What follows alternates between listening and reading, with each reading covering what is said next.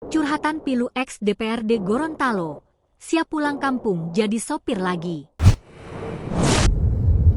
Pendapatan cuma sopir oto waktu itu 150.000 waktu itu kita gaji satu red. Tapi kita kan masih dapat kasih. Kita masih dapat kasih doi pangana. Tapi pas kita anggota DPR ini kan yang tahu bagaimana. 50.000 pun susah sekali kita kasih panganan. No. Wahyudin Moridu, mantan anggota DPRD Gorontalo, kembali jadi sorotan publik setelah rekaman videonya viral di media sosial. Dalam video tersebut, ia tampak mencurahkan isi hati kepada sang istri dengan suara tangis yang terdengar lirih. Curhatan itu muncul setelah pernyataannya yang sempat menuai kehebohan, yakni sesumbarnya soal merampok uang negara ketika masih menjabat sebagai wakil rakyat.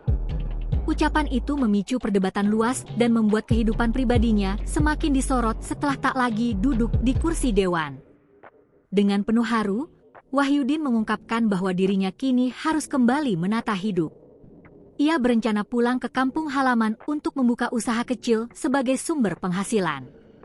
Bahkan, ia juga tak menutup kemungkinan kembali menjadi sopir seperti sebelum terjun ke dunia politik.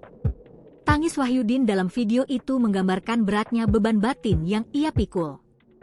Meski demikian, ia menegaskan kesiapannya untuk menjalani hidup sederhana bersama keluarga. Rekaman curhat tersebut pun memancing beragam reaksi warganet. Ada yang bersimpati melihat perjuangannya, namun tak sedikit pula yang menyindir balik ucapannya soal merampok uang negara.